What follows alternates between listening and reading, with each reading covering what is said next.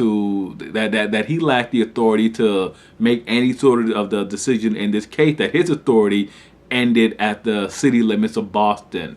So it's a very, very interesting social tradition, very interesting precedent being set in New England. And New Hampshire as well. New Hampshire, founded in the 1620's, has a series of coastal communities, and again, these guys were sort of early branches offers from the Massachusetts Bay Colony. These guys were really seeking to distance themselves from the harsh Puritan restrictions. And one notable, well, there are a couple of notable cases, but the really big noticeable case was in 1638, John Wheelwright, who was the brother-in-law of Anne Hutchinson. He's banned from Massachusetts because he defends her. So he and his followers move into what is now New Hampshire and founds the city of Exeter.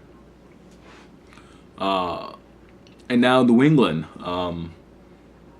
New England consisted of a series of Puritan settlements that, unlike other colonies, they really weren't there for the automatic wealth that the fur trade or a cash crop would create. They were simply looking to transfer communities that they had envisioned. They had very specific ideas on community, and they wanted to create them in this new land in the wilderness.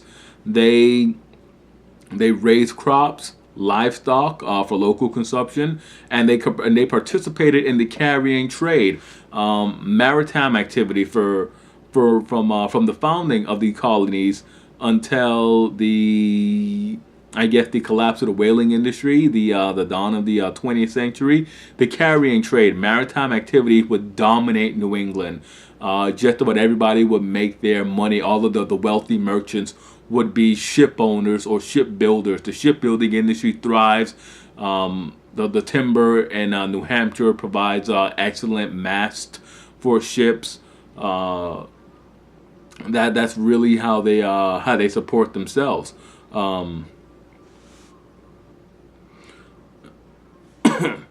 The separatist practices of the religious views of the Puritans who settled in Massachusetts also come to play a major part in their society.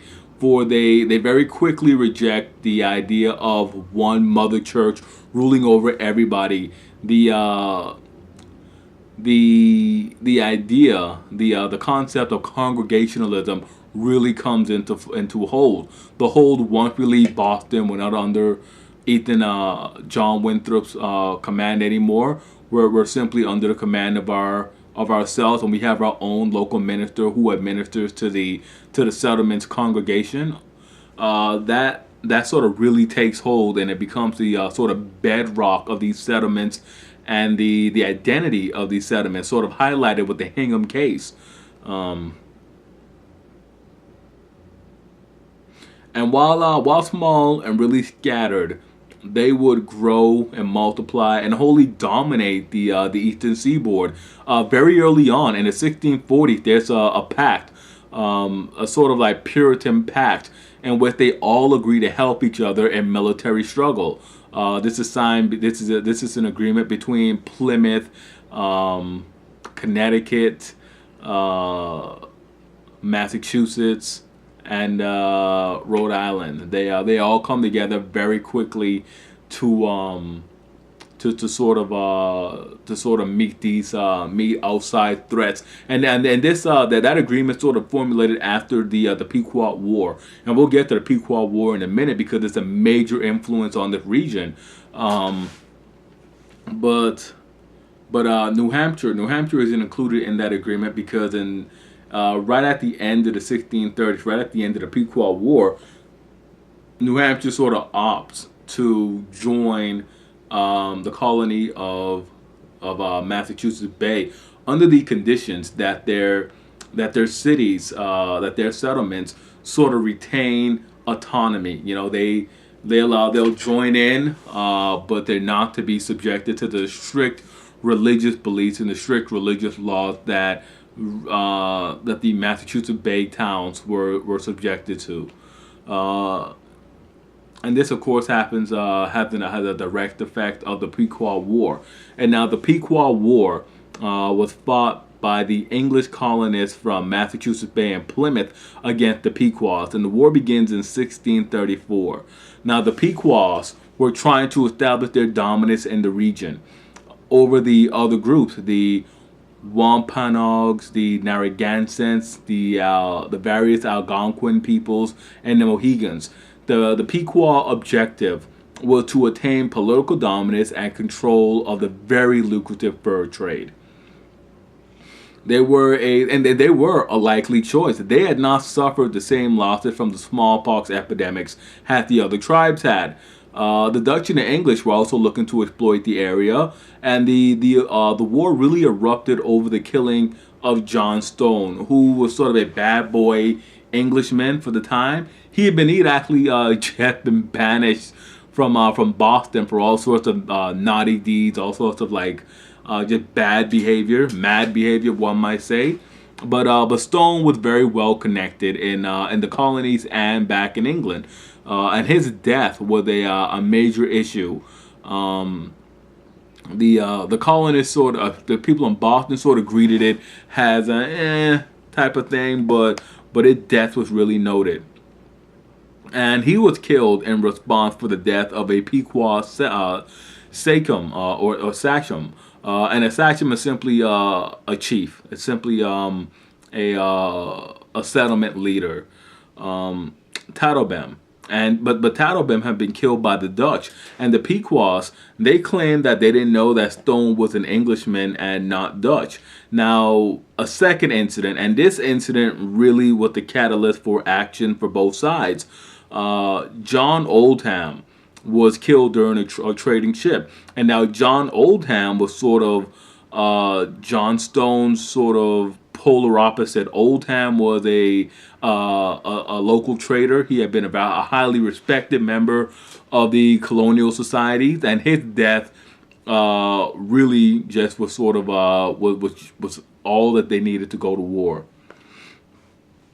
So to both sides, the English colonists, Massachusetts Bay and Plymouth, they both declared war on the Pequots.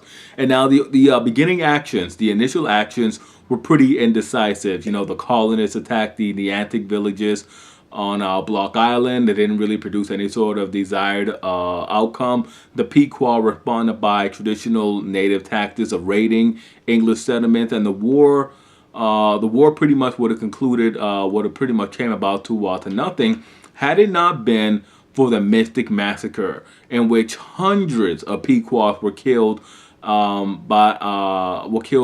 battle by the English. And the English style of warfare really shocked the natives. As I stated earlier, the natives, their brand of warfare was to launch quick attacks and to sort of wait and see what the enemy was going to do. Warfare wasn't about destroying or crippling your opponents.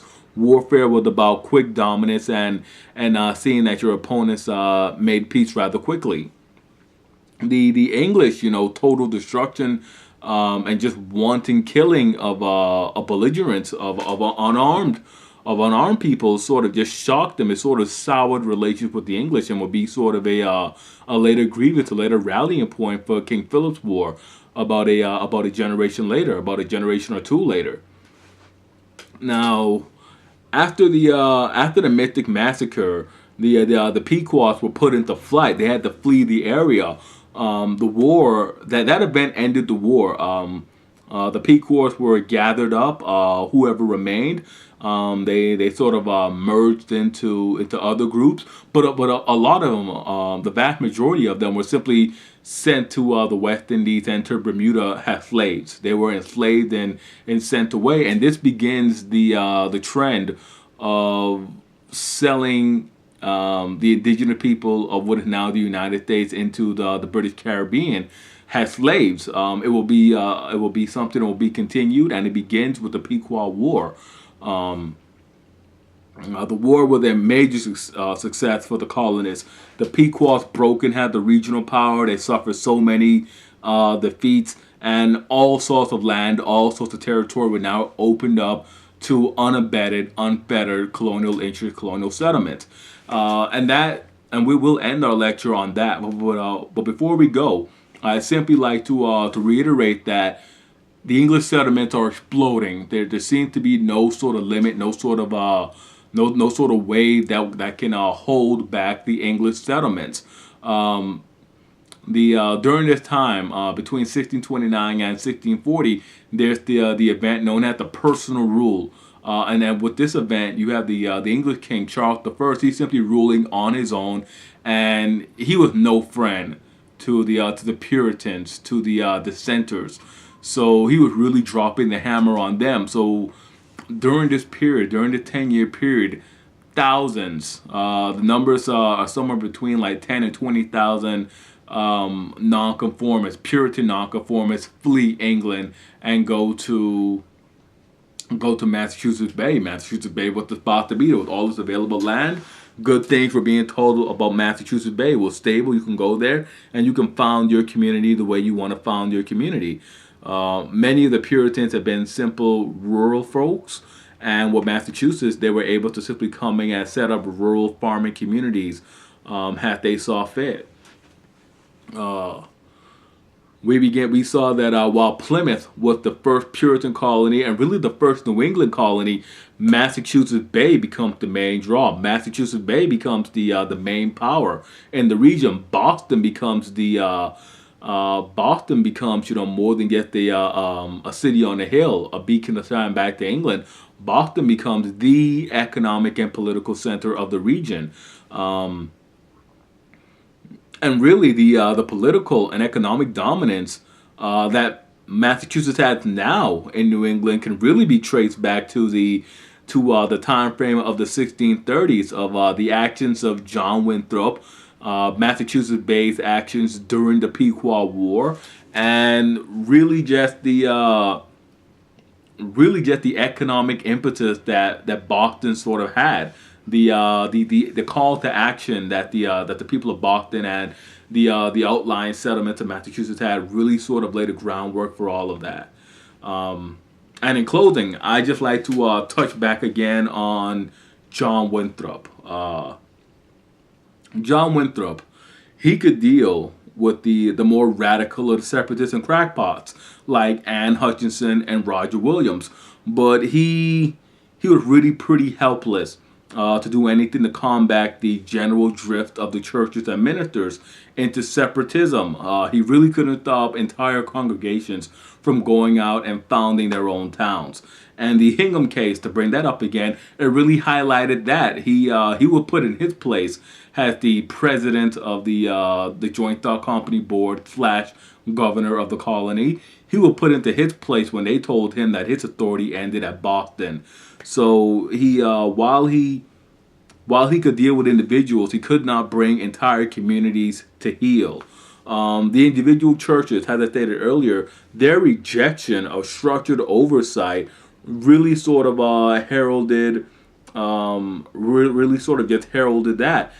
The communities, once they left Boston, they asserted their own sovereignty over local affairs, including their churches.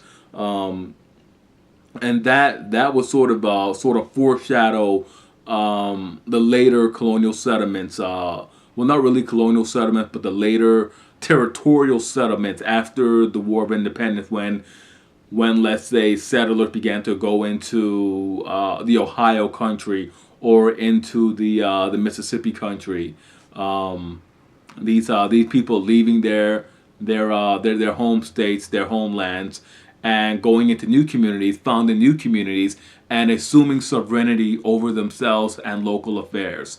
We can trace that all back to the early Boston communities, the early Boston settlements. And this has been a long one. I think it's like close to an hour, but I hope you guys enjoyed it. I hope you guys found it entertaining and enlightening. And we'll end here, and we'll come back again and discuss what happened between the 1640s and the 1680s in our next lecture. As always, I'm Ted. Thank you guys for listening, and I hope you all enjoyed the lecture. See you guys next time.